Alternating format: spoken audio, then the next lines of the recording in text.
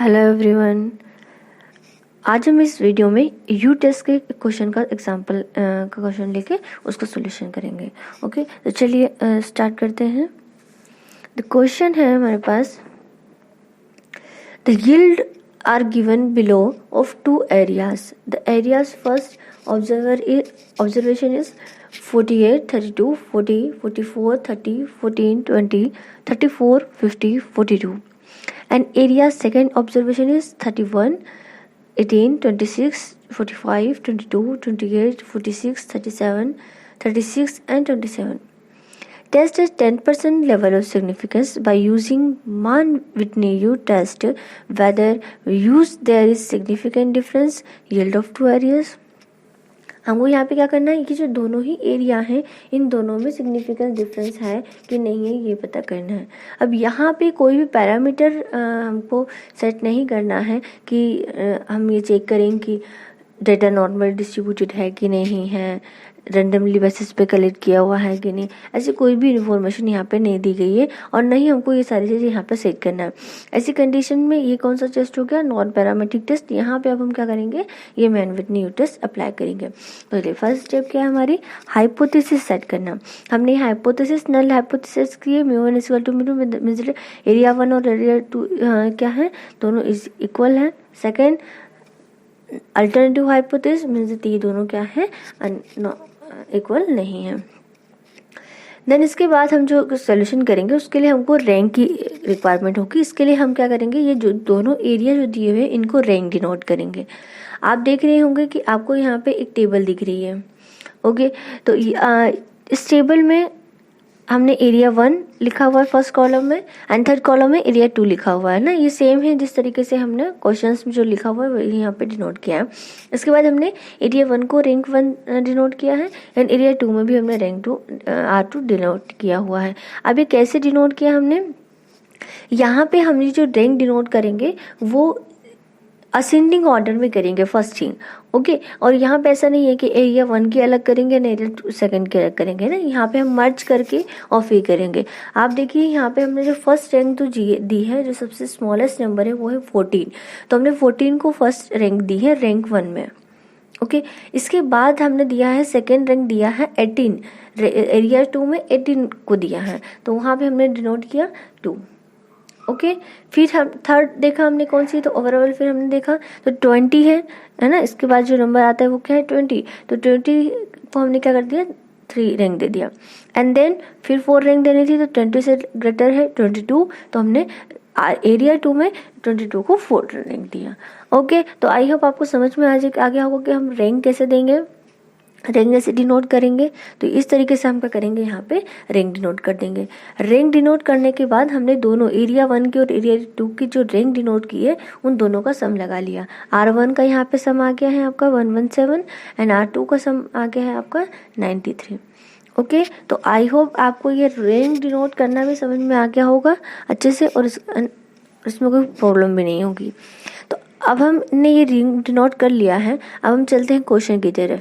हमको जो next solution करना है वो करना है calculation of U statistics. You statistics calculate करने के लिए आप फॉर्मूला देख रहे हैं, हमने फॉर्मूला पहले भी डिस्कस किया है। ओके, यहाँ पे हम R1 से कैलकुलेट कर रहे हैं। आपने स्टेप पे देखा हो तो 2 फॉर्मूले होते हैं, एक R1 से कैलकुलेट करना, एक R2 से कैलकुलेट करना, और दोनों भी वैल्यू क्या आती है, सेम आती है। हमने यहाँ पे R1 से कैलकुलेट किया है।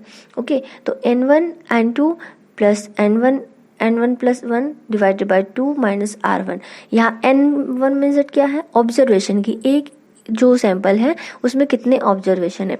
तो एरिया 1 में देखिए आप कितने ऑब्जर्वेशन है, 10। ओके, तो हमने यहाँ पे 10 डिनोट किया। N2 एरिया 2 में भी क्या है 10 ऑब्जर्वेशन है, तो हमने यहाँ पे 10 डिनोट किया है।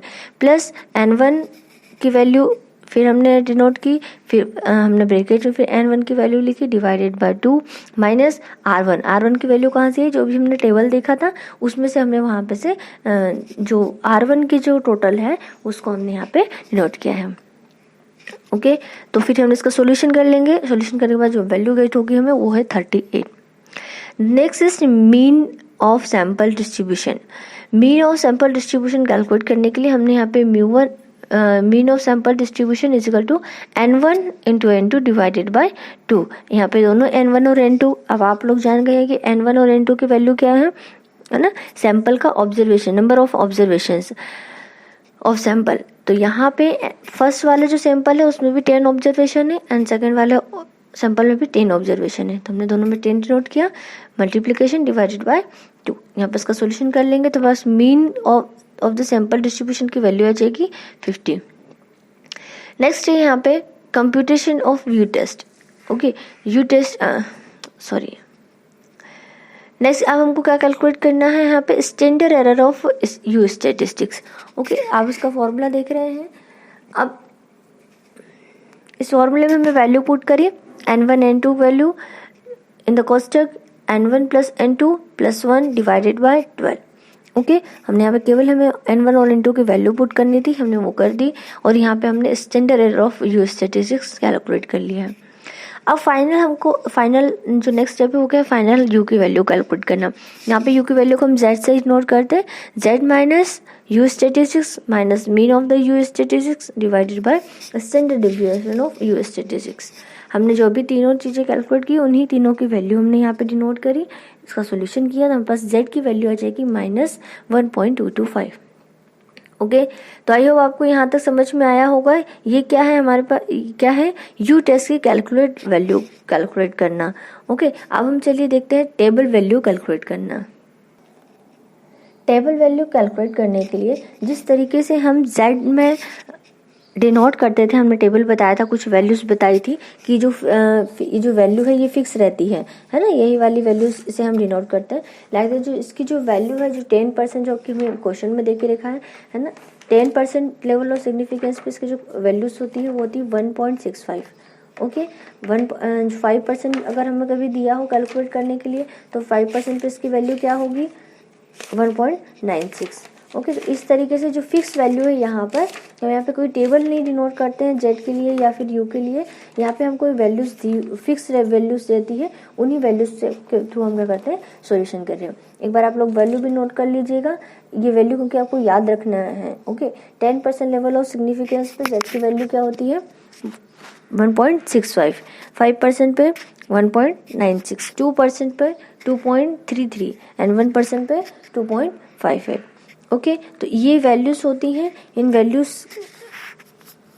ये वैल्यू फिक्स होती है ना, इसके लिए टेबल नहीं हो सकता। आपको कई बार एग्जाम्पल में टेबल नहीं, क्वेश्चन में एग्जाम में आपको टेबल भी नहीं दिए और उसका सोल्यूशन करना, तो उस समय क्वेश्चन में भी आपको डिनोट करके नहीं दिया हुआ होगा, तो आपको ये वैल्यूज याद रखना है।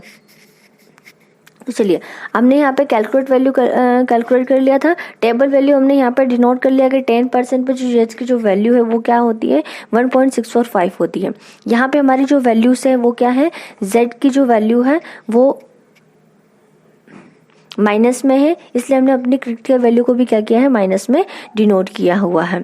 ओके, देन अब हमने यहाँ पे क्या देख रहे हैं, क्रिटिकल वैल्यू क्या है, से क्या है, क्रिटिकल वैल्यू जो वैल्यू है उससे हमारी कैलकुलेट वैल्यू क्या है, स्मॉलेस्ट है। अच्छा, यहाँ पे हम माइनस प्लस का ध्यान नहीं रखते हैं। एक्चुअली क्या होता है, जिस तरीके से हम नॉर्मल डिस्ट्रीब्यूशन का कर्व बनाते हैं उसी तरीके से सेम राइट साइड पर झुका हुआ हमारा नेगेटिव का कर्व बनेगा। ओके, स्क्यूनेस बनेगा। तो वहां पर हम देखेंगे कि जब हम बीच में से इसको पॉइंट करते हैं तो जो वैल्यूज आती हैं, है ना, जो वैल्यू आएगी, जो हमारा लेवल है, क्रिटिकल वैल्यू का जो लेवल है -645 है ना। ओके, एक तरफ हम -645 लिखेंगे, दूसरी तरफ हम +645 लिखेंगे। अब ये जो वैल्यू है 1.225 ये इसके बीच में आती है। ओके, इसलिए हम क्या करेंगे कि इसके अंदर का एरिया क्या होता है, हमारे लिए एक्सेप्टेड वैल्यूज होती है, तो ये इसके अंदर का एरिया है, इसलिए ये वैल्यू क्या होगी, एक्सेप्टेड हो जाएगी। ओके, तो आई होप आपको यहाँ पे समझ में आया होगा। तो यहाँ पे हमने एनालाइज किया है, तो वैल्यू क्या है, कैलकुलेटेड वैल्यू क्या है, स्मॉलर है क्रिटिकल वैल्यू से, इसलिए हमारी नल हाइपोथेसिस क्या हो जाती है, एक्सेप्ट हो जाती है, और हम यहाँ पे कहेंगे कि दोनों एरिया में कोई भी डिफरेंस नहीं है, और अल्टरनेटिव हमारी हाइपोथेसिस क्या हो गई, हमारी रिजेक्ट हो गई। ओके, तो आई होप आप लोगों को समझ में आया होगा कि ये जेड टेस्ट हम कैसे कैलकुलेट करते हैं। जेड टेस्ट कैलकुलेट करने के लिए सबसे पहले हम रैंक डिनोट करते हैं अपने दोनों ऑब्जर्वेशन को, रैंक डिनोट करने के बाद यू स्टैटिक्स का हम कैलकुलेशन करते हैं।